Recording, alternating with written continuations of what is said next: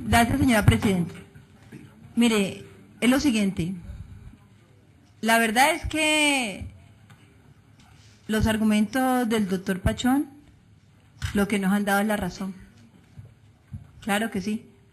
Cuando él dice, no podemos cambiar los estatutos hasta que ingresemos a la agencia. Y esto demuestra que este proyecto es contrario a la ley. Totalmente contrario a la ley, doctor Pachón. ¿Sabe por qué? Porque la ley solo nos autoriza para nosotros constituir, crear empresa donde nosotros podamos contemplar que se cumplan los objetivos nuestros del municipio. Y eso significa que nosotros somos creadores de los estatutos. Contrario a la ley, es tan contrario a la ley, que aquí lo que manda la ley, el artículo 96, doctor Pachón, es la creación de personas jurídicas, que sería como el caso en el que nos queremos suponer que estamos, aunque no es así, la creación de personas jurídicas a partir del Estado. Es el Estado el que autoriza para esa participación, la creación de esas personas jurídicas e invita al particular. Pero resulta que es al revés, tan contrario a la ley es que la empresa es una empresa privada que hace todo su andamiaje para que luego el Estado llegue a las condiciones que él tiene. Totalmente contrario a la ley. Y el artículo que usted hace leer, para nada obviamente desvirtúa lo que yo estoy diciendo. Para nada le da vía libre a decir que podemos hacer adhesión, nunca, jamás. Porque precisamente el artículo, el párrafo que usted lee, dice, cuando en virtud de lo dispuesto en el presente artículo. ¿Qué es lo dispuesto en el presente artículo? Es en virtud de ello. Y lo que ese artículo plantea es precisamente que nosotros tenemos facultad para asociarnos con personas jurídicas mediante la celebración de convenios de asociación o la creación de personas jurídicas para el desarrollo conjunto de actividades en relación con los cometidos y funciones que nos le asigna la ley a ellas.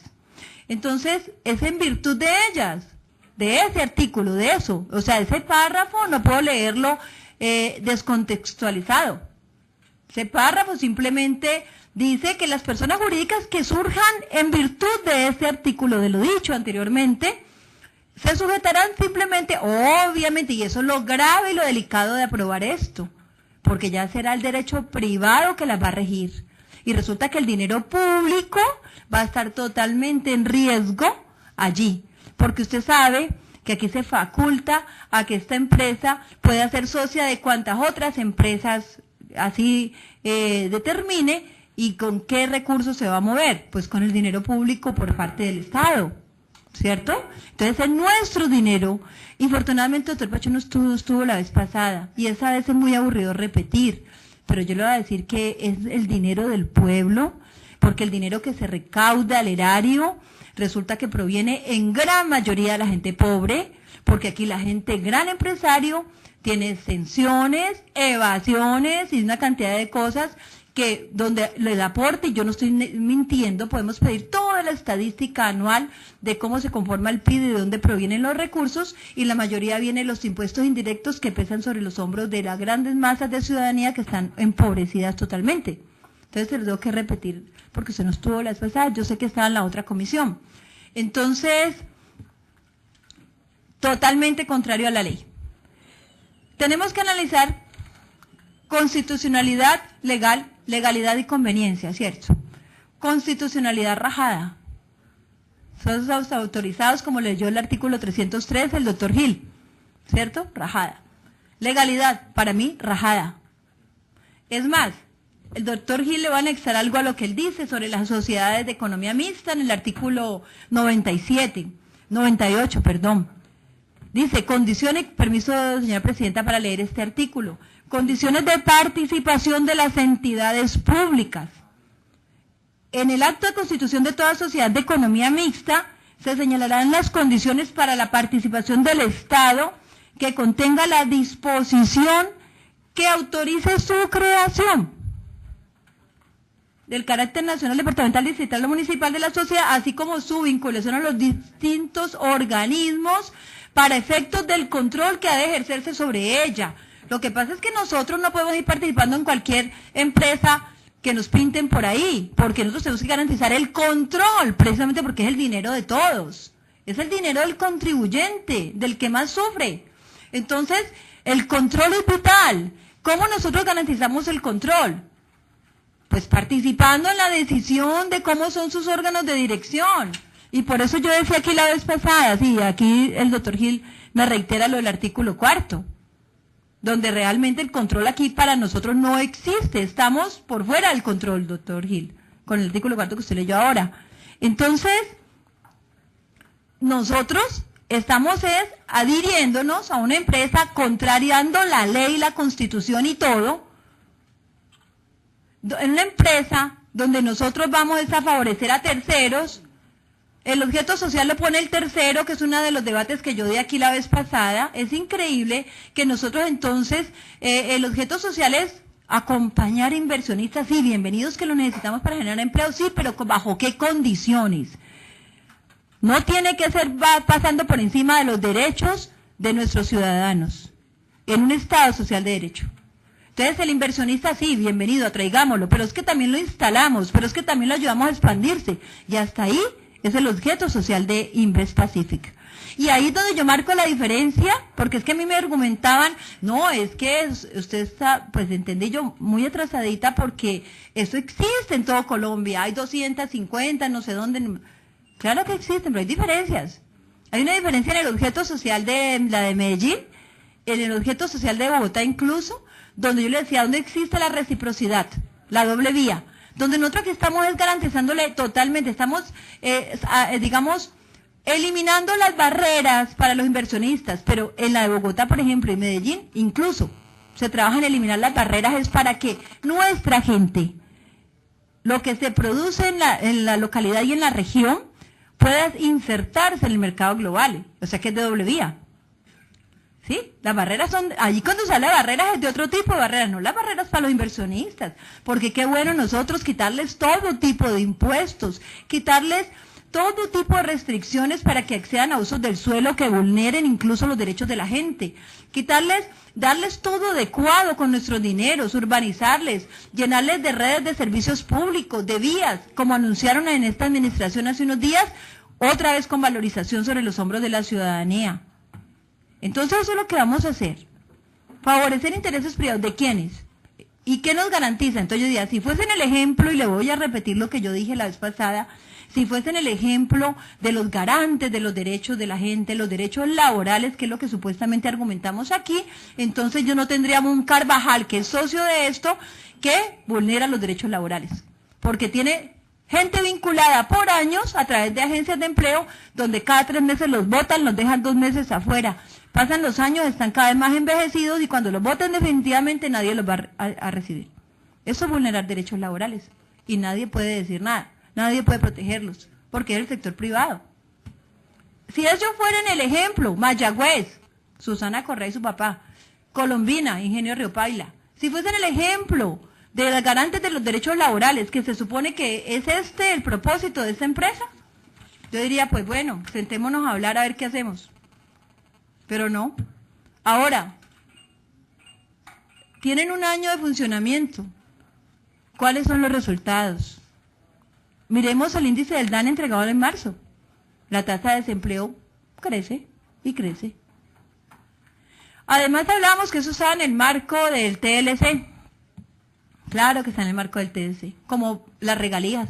Aquí todos soñamos, la población sueña, porque eso es lo que cree, lo que le presentan en los medios, que las regalías van a venir a solucionar los problemas sociales que tenemos de salud, o de educación, o de empleo, generación de empleo para la gente de los barrios. Resulta que no. No.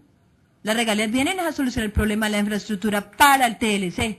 Pero es que el TLC mira a los pequeños empresarios del calzado que luchan todos los días sin ningún beneficio, sin exenciones. Ah, no. Y evasiones, pues menos, porque esos sí son condenados. No. Usted sabe muy bien que aquí Aquí la infraestructura que se contempla es la infraestructura para ¿quiénes? Para estos grandes empresarios que son los que sueñan poder fortalecerse con el TLC y los que tienen la vía libre para hacerlo. Entonces yo recordaba la vez pasada de quién es la sociedad portuaria, quiénes son los grandes socios de la sociedad portuaria y a los que le interesa sacar mercancías. Yo le voy a repetir así me vuelva cansona. ¿A quién le interesa sacar mercancías aquí por Buenaventura?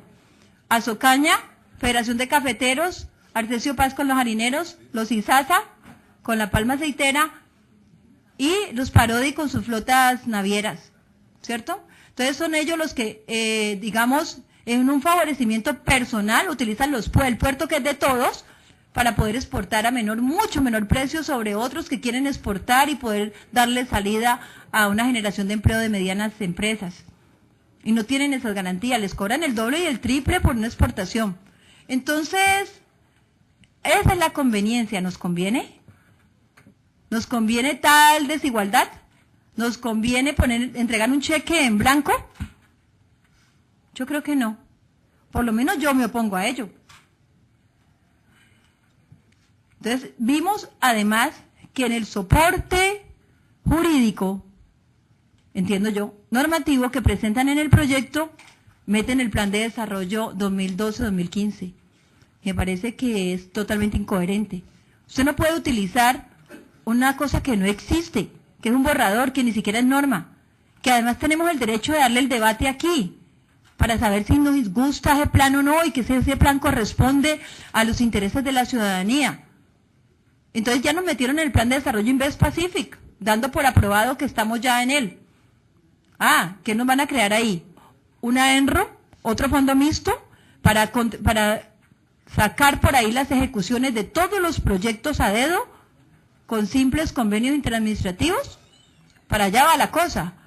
Y entonces no hemos aprobado un plan de desarrollo y lo utilizan como un soporte jurídico. Me parece que es errado. No existe. Ahora, en el POAI del 2012 no existe el presupuesto. Entonces nos dicen, no, es que el dinero va a salir de los excedentes financieros. Así salgan de los excedentes financieros, tiene que aprobarse aquí este presupuesto orientado a ser invertido allá. Tiene que aprobarse aquí. Finalmente, yo creo que yo voy a cerrar con una cosa que es en plenaria. Y puede parecer muy dura, pero yo creo que esa es mi función. Aquí el gran flagelo en el país es la corrupción. Pero la corrupción tiene muchas caras, pero una gran definición. Y la corrupción es el mal uso del poder, es usar el poder para favorecer a intereses personales o de terceros, y no de la mayoría de la población. Eso es corrupción. Entonces, si nosotros utilizamos nuestro dinero, el dinero de la gente, por eso es que nos tiene que preocupar tanto, porque es una gran responsabilidad nuestra poder decir para dónde va el dinero de la gente que realmente sufre la miseria y que nosotros no se la estamos alivianando para nada. Entonces yo creo que es muy importante saber si es que ese dinero va a seguir favoreciendo empresas privadas, intereses privados. ¿Qué tipo de intereses? ¿Por qué entonces no creamos una empresa mixta donde nosotros podamos blindar a toda una asociación de zapateros y productores de calzado del obrero y todos esos barriecitos? Una empresa mixta con los que decía Osvaldo, incluso con los de San Nicolás y con toda esta gente que genera de a 1 y 2 empleos y trata de sobrevivir. ¿Por qué no creamos una empresa que con el dinero público lo blindemos? ¿Cierto? Eso sí no lo pensamos jamás. Yo hoy no lo voy a decir, ahorita no lo voy a decir, pero también tengo aquí todo un récord de acuerdos del Consejo Municipal de Cali desde el año 90, donde se dan diversas autorizaciones al alcalde. Y obviamente hice todo un esculqué durante estos años, son 20 años, 22 años, esculqué cuáles son las autorizaciones para crear algunas empresas de economía mixta, y obviamente todas han correspondido a eso, a crear. Claro que habrá que ver los resultados de la creación y de la asociación con estos entes privados, entre los cuales hay varios que están ahora aquí en este listado. Habrá que ver cuáles son los resultados y quién es el gran perdedor, obviamente nosotros, el municipio. Pero tengo un récord de ello, y ninguno se sale del marco por lo menos legal, que es el de la creación, la constitución de la empresa. Gracias.